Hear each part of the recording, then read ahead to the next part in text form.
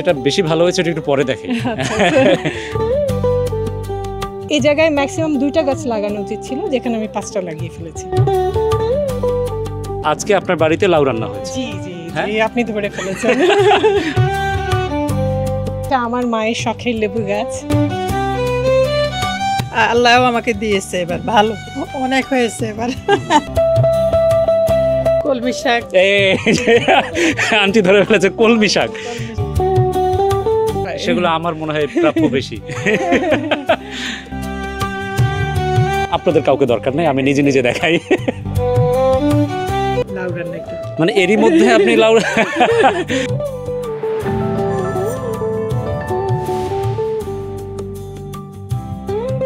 New ইয়র্কের ব্রঙ্কসের পেহলাম বে park থেকে প্রবাস কৃষির নতুন আরেকটি পর্বে সবাইকে স্বাগত জানাচ্ছি। আমি রাশেদ বাপ্পি। কথায় আছে, ডোন্ট জাজ এ বুক বাই ইটস কাভার।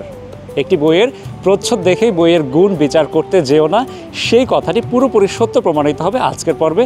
চলুন দেখি আজকে আমি কোন বাসায় যাই এবং সেখানে মূলত কি কি রয়েছে। এবং এই বাসায় যাওয়ার আগে আমি একটু দেখাবো যে এই ঘরের সামনে কি সুন্দর করে ফুল গাছ লাগানো রয়েছে। নানা ধরনের ফুলে পুরো ঘরের সামনের অংশ সুসজ্জিত। এখন আপনারা প্রশ্ন করতে পারেন, শুধুমাত্র কি ফুল গাছ দেখানোর জন্য আজকে এসেছি, আর এই সামান্য ফুল গাছ দেখিয়ে বা লাভ কি? এই জন্য আমি বলেছি ডোন্ট জাজ এ বুক বাই ইটস কাভার। আসুন দেখি এটি কার বাসা।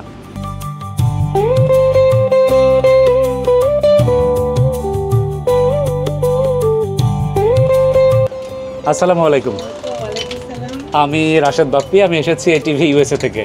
আমি একটু বলতে চাই যে আমি আপনার কৃষি ক্ষেত দেখার জন্য মূলত চলে এসেছি আপনার বাসায়। আপনি যদি একটু আপনার পরিচয় দিতেন এবং যদি আপনি আমাদেরকে একটু কাজ করার অনুমতি দেন। অবশ্যই। আমার নাম হচ্ছে মুনমুন মোর্শেদ।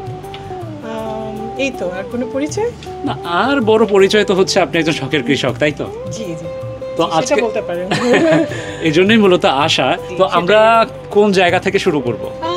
এই পাশটা যেহেতু ফুলের বাগান, এই পাশটা ধরেই যাই। তো শুরুতেই হচ্ছে আপনার ফুল গাছ। ফুল গাছ, এই ফুল গাছ দেখেই মূলত আমি উকি ঝুঁকি মেরেছি এবং আমার কাছে মনে হয়েছে যে এই সামনের অংশে কিছুই না, আসল আকর্ষণ হচ্ছে পেছনে।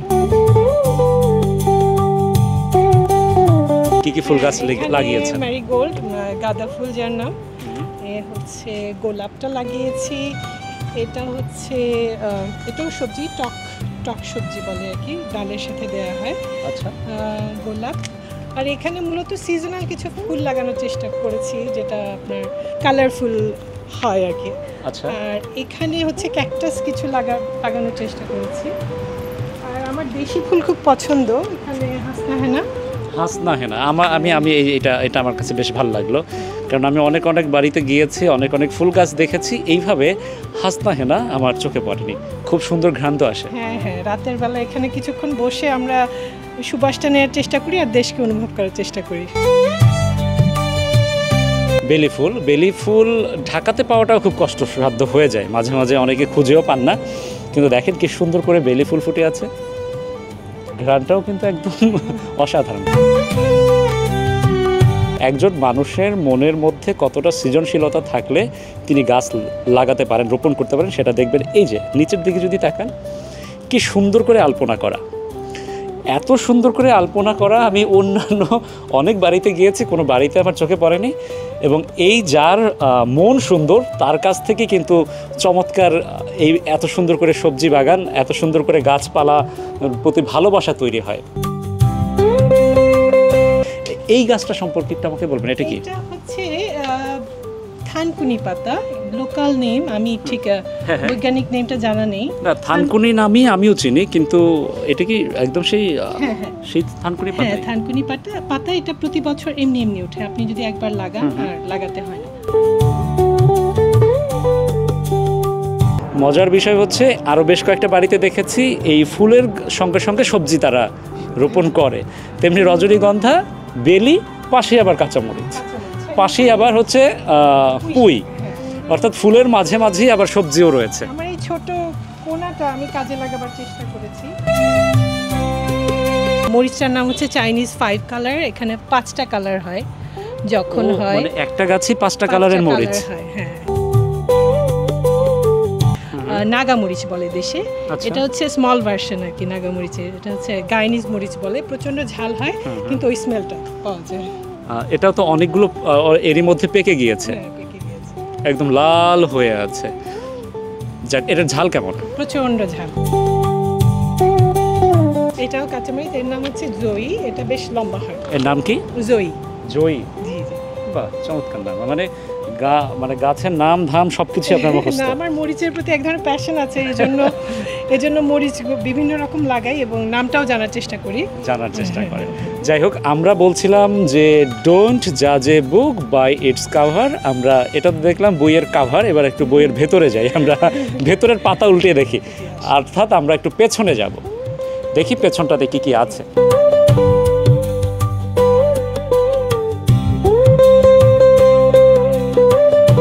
একদম চোখ জুড়িয়ে যাওয়ার মতো অবস্থা। দর্শক, আপনারাই দেখুন এবং বিচার করুন কতটুকু জায়গা। খুব বেশি কিন্তু জায়গা নয়, অল্প একটু জায়গা, মাটি এবং তার উপরে একদম সোনায় সোহাগা। এই পাশটাতে আমি দেখতে পাচ্ছি শিম, এই পাশটাতে হচ্ছে টবে লাগানো হয়েছে বেগুন, আর মাথার উপরে লাউ, আবার লাউ বাম্পার ফলন। আন্টি এবার উপর থেকে বলছেন, একটু আন্টিকে দেখিয়ে নেই। আমরা তো আপনার বাগানে চলে আসলাম, তো আপনি কি উপরেই থাকবেন একটু নিচে নেমে আসবেন আমাদের জন্য? যাই হোক, আন্টি উপর থেকে বলছিলেন লাউয়ের বাম্পার ফলন, তার মানে এখানে কৃষক হিসেবে আপনার সঙ্গে আন্টিও কাজ করে। হ্যাঁ, আমি আসলে খুব একটা করার সময় পাই না, আমার আম্মাই, কারণ আমার নানা কৃষি বিভাগে কর্মরত ছিলেন। তো আমার মা অনেকটা বলতে পারেন জেনেটিক্যালি যে জিনিসটা পেয়ে এসছেন আর কি, বাবার কাছ থেকে। একটু পেয়ে আন্টি আপনার নাম জানতে চাই। আমার নাম আলেয়া বেগম। আচ্ছা, তো বাবার কাছ থেকে কৃষির একটা শিক্ষা পেয়েছেন আপনি? জি, পেয়েছি বলতে আমরা ছোটবেলায় পানি দিতাম গাছ, এটা সেটা গাছ চিনতে পেরেছি তখনই ছোটবেলা থেকে। আচ্ছা, তার কারণে আমাদের এখনো সেই গাছের প্রতি একটা মায়া আগ্রহ ছোট বাচ্চাদের মতো, মানে খুব ভালো লাগে গাছ একদম দেখতে, খুবই ভালো বলা যায় এই গাছকে ভালোবাসা, গাছ রোপণ করা রক্তের সাথে মিশে আছে। মিশে আছে। ঠিক, তা আমাকে একটু এই পেছনটা একটু দেখান, এখানে কি কি রোপণ করেছেন, কি কি পর্যায়ে রয়েছে, কি কি হয়েছে? ওই পাশে ওই যে ওই বেগুনটা, হ্যাঁ, সোয়াদ বেগুন নাম। এই বেগুনটার নাম কি? সোয়াদ। সোয়াদ বেগুন। দর্শক, আসলে আমি জানি না ক্যামেরায় কতটুকু দেখা যাচ্ছে, মানে একটা বেগুন প্রায় 1.5 কেজি সমান হয়। একটা বেগুন প্রায় 1.5 কেজির সমান। এবং আচ্ছা, এইটার কালার এরকম দেখছি, আবার এটার কালার অন্যরকম। এটা যখন ম্যাচিউর হয় তখন এই কালারটা ও, ম্যাচিউর হয়ে গেলে এই বেগুনি কালারটা চেঞ্জ হয়ে এরকম হয়ে যাবে।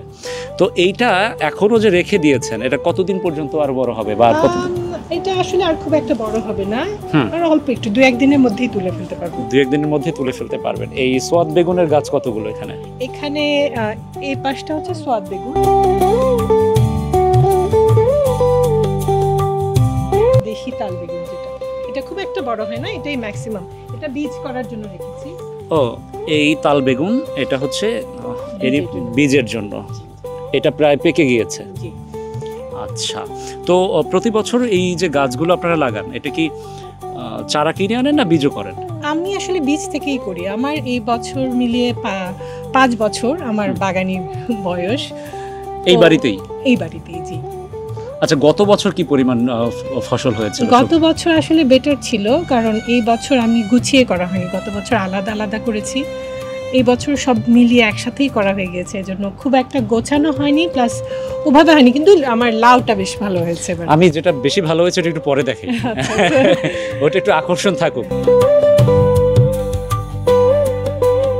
শিম গাছে ফুল আসছে প্রায়, খুব বেশি শিম এখনো ধরেনি, ফুল আসতে শুরু করেছে। ফুল আসতে শুরু করেছে, কিন্তু গাছ বেশ সতেজ, তরতাজা। আমি একটু জানিয়ে রাখি আপনাকে, আমি বেশ কিছু বাড়িতে গিয়েছি এর মধ্যে এই মৌসুমে। অধিকাংশ বাড়িতে গিয়েই শিম দেখেছি একটু নরম, মানে বিবর্ণ, সেরকম তেজ নেই। কিন্তু আপনার এখানে শিম দেখতে পাচ্ছি খুব শক্তিশালী। এই গাছের শিকড়, এটা কি মাটিতে না টবে? এটা মাটিতে। এটা মাটিতে। এই জায়গায় ম্যাক্সিমাম 2টা গাছ লাগানো উচিত ছিল, যেখানে আমি 5টা লাগিয়ে ফেলেছি, এজন্য একটু অপরিকল্পিত হয়ে গিয়েছে, একটু লোভ বেশি কাজ করেছে বছর। হ্যাঁ। আচ্ছা, আর এই শিম বা এই গাছগুলোকে এই যে তরতাজা রাখার জন্য আসলে পরিচর্যা অথবা পুষ্টি, ভিটামিন বা কি কি প্রয়োগ করতে হয়? আমার আম্মা যেটা সবসময় দিয়ে থাকেন সেটা হচ্ছে যে অ্যাপসম সল্ট দেন, আর হচ্ছে আমরা রান্না করার পর যে সবজির খোসা এখানে জমাই। 1/3 হচ্ছে সবজির খোসা আর 2/3 হচ্ছে আপনার ব্রাউন। তো আমি কি বলতে পারি যে মাছের তেল দিয়ে মাছ ভাজা হচ্ছে? হ্যাঁ হ্যাঁ, সেটাই সেটাই। পাশাপাশি আরেকটা জিনিস আমি এর মধ্যে পেয়ে গিয়েছি, আজকে আপনার বাড়িতে লাউ রান্না হয়েছে। জি জি হ্যাঁ? জি, আপনি ধরে ফেলেছেন। আচ্ছা, এই পাশটাতে টমেটো। টমেটো, হ্যাঁ, এই টমেটোটা এটা চেরি টমেটো বলে। এটা খুব একটা বড় হয় না, ছোট, বাট একটা বাঞ্চে অনেকগুলো ধরে আর কি। টমেটো সবজিটা সারা বছর ধরে খাওয়া যায় এবং এটার কোনো টেস্টে কিংবা ফ্লেভার কোনো কিছুই চেঞ্জ হয় হেরফের হয় না। না। সিমটাকে বলা হয় 40 ডেজ সিম। এটা 40 দিনের মাথায়, ঠিক আপনি 40 দিনের মাথায় আপনি সিম আসে এবং সেটার আপনি প্রমাণ দেখতেই পাচ্ছেন। প্রমাণ দেখতে পাচ্ছেন, হ্যাঁ সেটাই। 40 ডেজ।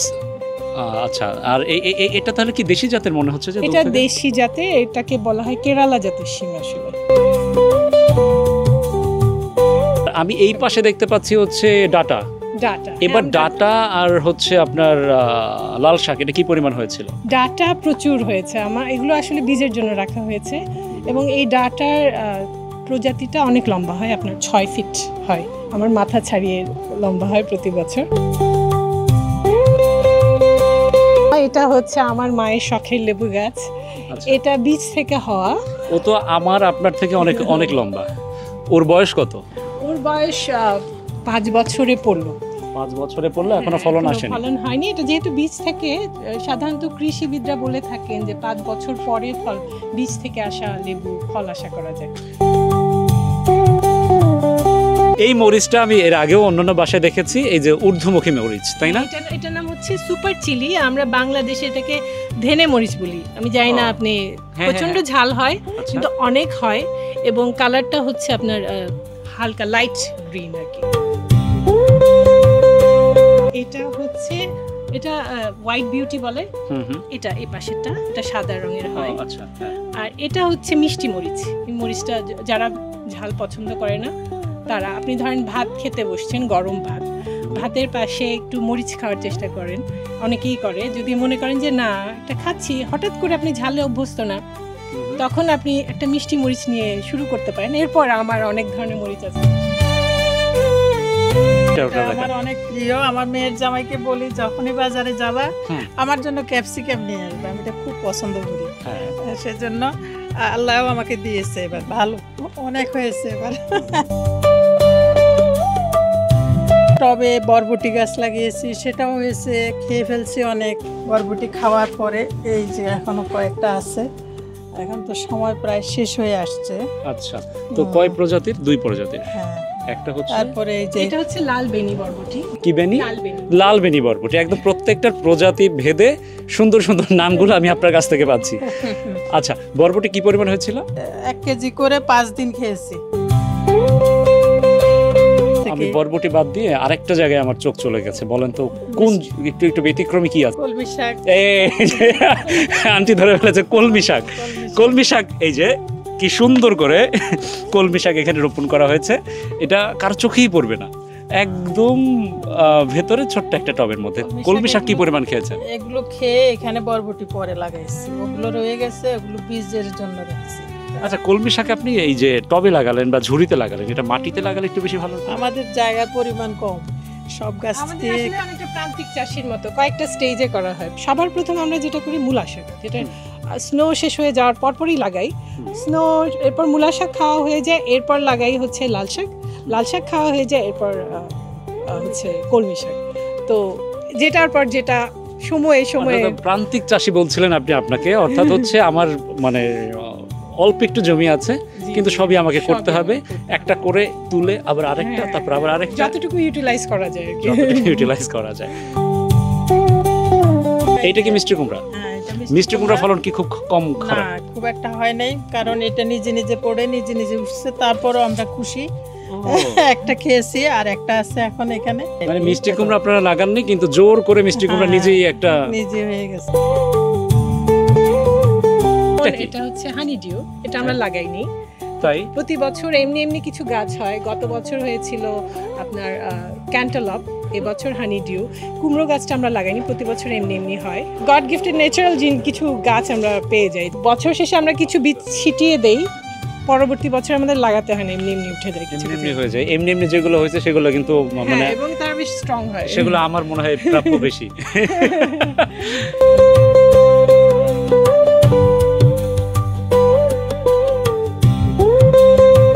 আমরা যে জিনিসটা এখন পর্যন্ত দর্শক আপনাদেরকে দেখাইনি এবং বলেছি এটা চমক, সেটি কি? সেটি হচ্ছে লাউ। আসুন, আপনাদের কাউকে দরকার নেই, আমি নিজে নিজে দেখাই একটা বাগানে কত কত লাউ হতে পারে। আপনি দেখেন দর্শক, আমি এইখান থেকে যখন পথ দিয়ে হেঁটে যাচ্ছি তখন লাউ আমাকে আটকে দিয়েছে, এখান থেকে আর যেতে দিবে না।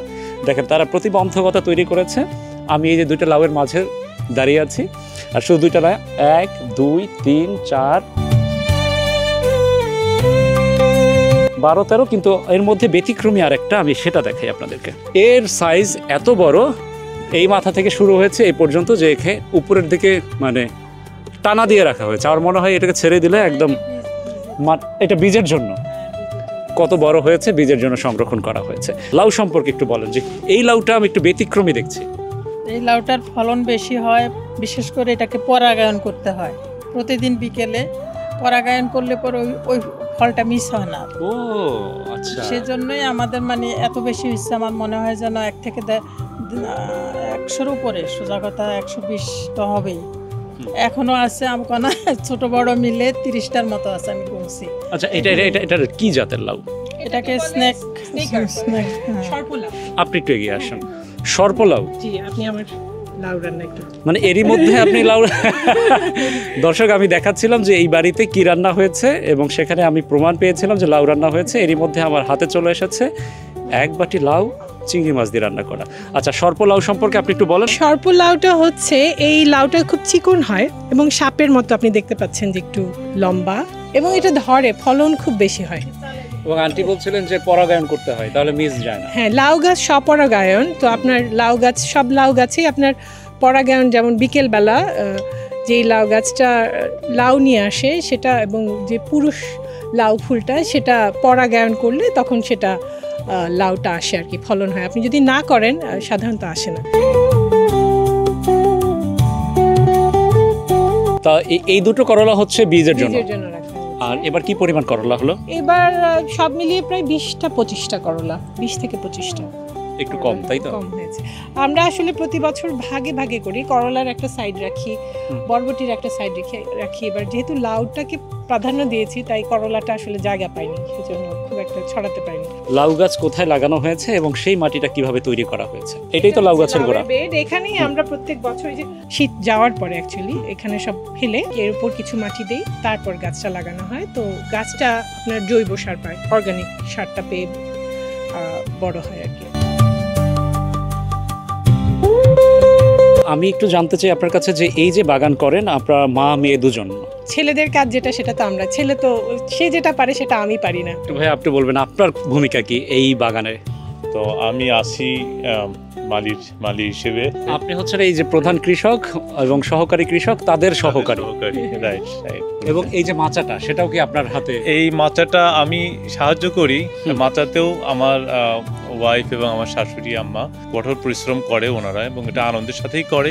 এই যে গার্ডেনের আপনারা যে ফসল, এটা ওনাদের কাছে ওনাদের সন্তানের মতো মনে হয়। এই যে এক একটা লাউ ওনাদের কাছে সেরকম এক একটা সন্তানের মতো। উনি যখন এটা শুরু হয়, ওনারা এসে প্রতিদিন কাউন্ট করে আজকে কয়টা ফুল আসলো, কয়টা লাউ আসলো, কোন ফুলটার পরাগায়ন হয়ে গিয়েছে, কোন ফুলটা নতুন ফুটলো। আমি মাঝে মাঝে উপর থেকে দেখি যে মাচার উপরে একটা মুখ দেখা যাচ্ছে, এটা কি উনি পরাগায়ন করতেছে। হ্যাঁ, এবং মাচার উপরে মুখটা এখান থেকে আসে, একটু দেখাই। এই যে সিঁড়ি, এই সিঁড়ি বেয়ে বেয়ে বেয়ে বেয়ে উঠে ছোট্ট একটু ফাঁকা জায়গা, এখান থেকেই মাথাটা উঠিয়ে দিয়ে এই যে পরাগায়নের কাজটা করা হয়। পাশাপাশি যদি কোনো উপরেও লাউ হয়ে থাকে, সেই লাউটাও কাটার জন্য বা লাউয়ের যে শাক সেটা কাটার জন্য এই ছোট্ট একটা সিঁড়ি খুবই ভূমিকা রাখে, আর এই ছোট্ট ফাঁকা জায়গাটা। যে লাউটা প্রতিবন্ধকতা তৈরি করছিল যে আমাকে বাগানে ঢুকতে দেবে না, তাকেই কেটে ফেলা হচ্ছে। একটু কাছে একটু ক্যামেরাটা কাছে আনি। বিসমিল্লাহ, বিশাল বড় লাউ, দেখে আমার সমান হয়ে যাচ্ছিল প্রায়। ও, করলাও পাবো, মাশাল্লাহ, দারুণ, অনেক ধন্যবাদ। আমি এরই মধ্যে একটি লাউ এবং একটি করলা পেয়েছি। আসলে মানে যারা বাগান করেন তাদের মন একটু উদারই হয়, তাই না? ও, আমি কিন্তু ওই যে ঝাল মরিচটা বেশি পছন্দ করি। হ্যাঁ, তাহলে সামনে থেকে আমি যেটা দারুণ দারুণ দারুণ। মানে এই যে সাংবাদিকতা করে কিছু লাভ কিন্তু আছে, সেটি হচ্ছে এই যে সতেজ সতেজ সবজি পাওয়াটা খুব দুষ্কর এবং এত সুস্বাদু সবজি। এখন হচ্ছে ফল সংগ্রহ। কোন মরিচটা? এই মরিচটা ঝাল হয়, অনেক ঝাল হয়।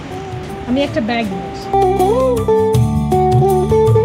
প্রবাস কৃষির এই পর্বে আমরা ব্রঙ্কসের পেহেলাম বে পার্ক থেকে দেখালাম মুনমুন মোর্শেদ এবং আলেয়া বেগমের সবজি বাগান। এই বাগান আপনাদের কেমন লেগেছে জানাতে ভুল করবেন না। এবং হ্যাঁ, আপনাদেরও যদি এরকম চমৎকার বাগান থেকে থাকে, ভালোবাসেন সবুজকে, ভালোবাসেন প্রকৃতিকে, তাহলে আর দেরি কেন? যোগাযোগ করুন প্রবাস কৃষির সঙ্গে। প্রবাস কৃষি চলে আসবে আপনার আঙিনায়। সবাই ভালো থাকুন, সুস্থ থাকুন, সঙ্গে থাকুন এটিভি ইউএসএর।